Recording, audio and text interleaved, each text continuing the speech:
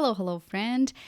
This episode is covering 3 very practical tips that you can follow in order to create consistent content, just like any guru that you see online. I've kind of compiled things that I've seen big creators do, but also things that I do that I know I've heard from feedback from my community that those were game changers in their content structure and their flow. And so I don't gatekeep anything that I think is useful for you. Obviously, on this podcast, I share all the things they need to improve to grow your podcast. And so I want you to take paper and take notes of these 3 practical tips, because honestly, there's no reason for you to not be consistent, because these are easy to implement, easy to follow, and you can see a transformation right away.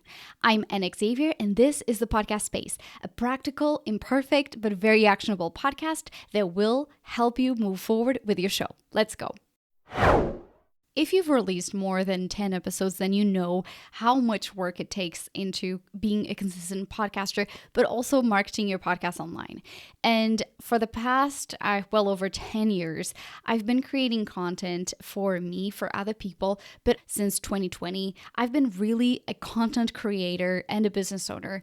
And that gave me such a different insight into what podcasting looks like when you have to run everything else in your business and you're not just, doing one part of the job. So these tips are focused on 2 different directions. 1, it's outward, and 2 are going to be inward. And if it doesn't make sense right now, I promise you that at the end of the episode, you'll be like, oh, absolutely makes sense. In fact, only just a few minutes and you'll be able to understand. So the things that I want you to keep in mind before we move forward is that, again, these are things that are easy to implement, but you have to be in a mindset that you're willing to work with these. Let's start with focusing on the outward movement. So I see a lot of podcasters struggle with the idea of their ego. And if you're creating content for yourself, I think this is the easiest way to talk about this. And that is, when you're crafting content that is very, very focused on how others perceive you, you're going to end up doing a lot of things based off how that reflects on you. And again, I'm not saying that you shouldn't be focusing on, obviously, always putting your best foot forward, but really ask yourself and meditate and reflect on this. Every time you are creating an episode, are you focusing on what your peers are saying or how you're going to be helping other people? And this is such a game changer for a lot of the podcasters that I work with, because a lot of times when you are someone who is a, respected thought leader in the industry, or you're trying to make your mark, it's so easy to get boggled down onto the how will my peers perceive it? How are they going to think about how I deliver this topic? And what you may end up doing is really end up constantly researching endlessly for hours. And I'm not saying that you shouldn't be researching topics, but what I'm saying is that if you're ending up spending, 6 hours or more researching a topic and you are left with no energy to really market the podcast, that's not going to be helping you stay consistent because you just feel super overwhelmed. So on this first tip, I want you to consider, if you were being asked by someone else to explain one thing, you would absolutely have an answer to them. You wouldn't be like, excuse me, let me just pull my laptop and do a little bit of research for 20 minutes and I'll get back to you. No, right? You would be looking into, how can I deliver information that's going to connect with that person? So whenever you're thinking about creating a solo episode, think about if I was stopped on the street, if I was at a networking event, how would I deliver this message? There's a term for this, is the minimum viable product, or MVP. And what that is that how can you deliver information that is important? What is the bare minimum product that you can, put it out on the internet? I'm not saying that you should be creating crap content. Obviously, that's not what I mean. But what I'm saying is you already are an expert at what you do. And so whenever you're getting ready to look into an episode and you find yourself going down that rabbit hole of researching, I need to find out this thing and that thing, you're going to end up really burning out because you spend too much time on that first phase of everything. So if you can spend less time and think about it like that, let me know if you try this and how it goes, because a lot of my clients realized that they were really putting all of their energy on being perceived as like the perfect podcasters, the perfect thought leader, when in fact, like, just doing a ton of less research and really digging into like what they already know would be a way more practical way to create content long term. And something else that I want you to consider is listening to episode 10, where I cover the 10 signs that showcase you're coming from a place of fear. And if you haven't, I will include the link in the show notes. So number 2, it's actually now looking inward and focusing on your zone of genius, not necessarily what others are doing. And this is like topic number 2 that comes up to every single person that I talk to on my podcast Power Hours. And that is that people try to mimic what others are doing, and they end up not really crafting content from their zone of genius. They're just like, okay, my competitor, I don't like using the word competitor, but like for, you probably use it. So I'm trying to like use what you use, but like I like the word peer. So what are they doing that maybe you listen to the episode and you're like, oh, you know what? They didn't cover this. How can I complement this episode with additional information?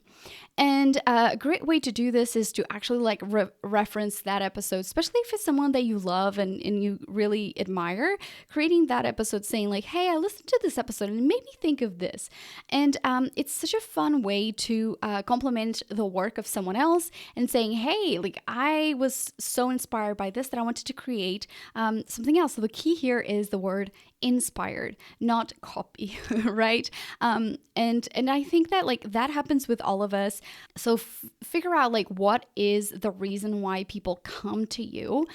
What is it that you're uniquely qualified to answer, and how are you solving that? With maybe it's like the way you deliver, maybe it's the expertise they had that is so unique that it's just offering a different perspective to your audience. And with that in mind, I want to actually share a personal story because I think that we don't talk about enough. So if you are on Instagram, there's a creator that I love and admire. I think he is such a wonderful podcast strategist and coach. His name is Dylan Schmidt, and he goes by Digital Podcaster. And Dylan and I have a very similar background. We both are really into digital marketing and optimizing the podcast to marketing channels and all of that. We just have like a lot in common. And it happened that at a point in my career, I just like, we've been following each other for years now. And I remember thinking, man, like, he just saying it in such a better way than I am. And I was like feeling so disappointed, but like at the same time, really excited to see how well he was putting that content out there, that I was like, at some point I was just like, you know what? He's doing it his own way. You're doing it in your own way. So, let's stop this like petty party of like, oh, he's doing it better than me. Because he just was doing it in a different way. And it was just my fear of not being perceived, again, the ego, that I was just kind of really sad. And I was like, this is dumb. Like, he's just explaining it in a different way. He's inspiring me to create content. And I think that it's such a wonderful thing that we can really support each other as creators and come from a place of share our audiences, share our content, and just, even sometimes look at things differently. Now, when I'm referring, right before I jump into, tip 3, if you are someone who has been working in the industry for like a long, long time, it may happen that you realize that you're losing touch with the terms that your audience is using to describe the problem that you solve or the challenge that they are trying to overcome. And I do use keyword search or keyword research for understanding a bit better, like what language, especially because I'm a non-native English speaker, just to understand a bit better, like how people are using, which terms they're using, and what gap is there in the market that I can realize like, okay, people are not talking about this. Let me figure out a different way, my own approach to cover that topic so that when people are searching for that, they'll be directed to my content. So that's a great way to use keyword research. However, However, something that came up in my membership is that one of my members was telling me that she would end up in probably, let me know if you relate to this. She had like 20 tabs open after like 2 hours researching, and like she would get analysis paralysis because it was just like too many tabs open, and then like inertia would start happening because she was like, oh my god, like I don't even know where to start anymore. So set a timer, maybe 20 minutes, to look through like who else is talking about this, how are they talking about it, how can you tap onto that like SEO juice, and SEO being search engine optimization. So how can you talk about the topic that you're talking about in a way that is being searched for, or in a way that can find you and land you new listeners. So remember that 3-minute rule or 10-minute rule. If you're having a conversation with someone about a topic, you wouldn't tell them to like, hang on, I'm going to research. And then last but not least, create content in a way that works with your personality, your habits, but also your schedule. A big mistake that I see people do is create content, again, because of that expectation, that ego, is how is my competition creating content? And so many times I talk to creators and podcasters, they're like, oh, I bought this microphone, this interface, and this audio board, this camera, and they're like, great equipment, but then they tell me like, I am so overwhelmed because I am not a technical person, and I get overwhelmed with every single step. I stop recording podcast content, or I end up like creating content very consistently. And so the first step that we go through is like, okay, how do you create content the best, right? And it just can be something like maybe you stop doing video because editing video takes you too long and you can edit audio. Or maybe you really feel like video activates parts of your brain, and you've been feeling a little like down because you've been doing audio only, but you've been feeling daunted by like incorporating a camera to the setup or whatever it is. And so I want to invite you to experiment, but also be really real about where are your blocks and where could you be missing opportunities for growth, but also stagger those implementations. So if you're someone who's not podcasting and right away you want to start doing a video podcast, well, there's a lot to it. I can tell you that editing video takes longer. It's just a lot of more elements. It just takes, like, for instance, I need to look at the camera. If I was doing a podcast that would be audio only, I'd be like looking everywhere. So it's just a different mindset, body language, like, yeah, getting ready. Like if you're doing an audio podcast, nobody really like sees you, so it doesn't matter. So I wanted to invite you about like, what is it that excites you, but also is it coming from a place of like you are excited about it and not necessarily like my peers expect me to do this or that, right?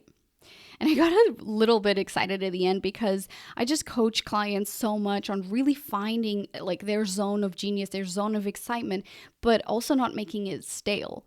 And a lot of times podcasters don't realize that they're just like not having enough fun anymore, and so they want to stop the podcast when, again, we could just be doing small tweaks. So for instance, recording solo episodes that are shorter instead of creating just interviews, or episodes that are like 20 minutes long. Maybe we do work like a content calendar where it includes like, you know, twice a month. They're really shorter episodes, or they're only on audio format, whatever it is, but really brings in the joy so you can create that consistency that doesn't fail your listeners. Because a podcast that isn't frequent just invites a lot of distrust. If the audience cannot tell when you're going to be releasing new episodes, they just stop listening altogether. So we don't want that. Another thing is to overcomplicate your processes, and that may be like, for instance, I talk so many times. Again, this podcast is one of the most basic ones you can have, right?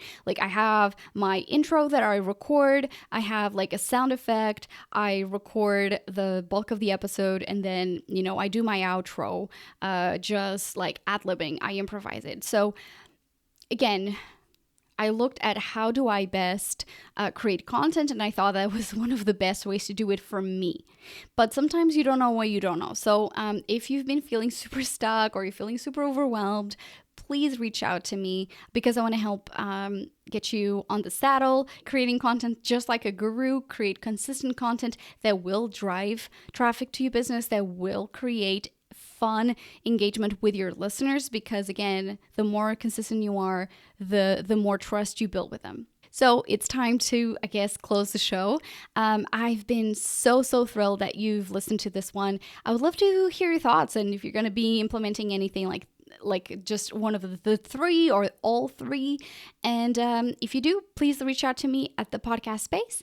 And for any resources that I mentioned on this episode and more, because let's be real, I have so much that I want to tell you, but sometimes I just forget. You can find everything at thepodcastspace.com/podcast. And I hope you have a great week. Reach out to me about your wins this week. And, for the month, all the good things, always talk to me, because I love celebrating that you're not getting stuck and that you're moving forward with your podcast. Have a great week, and I'll see you in the next episode.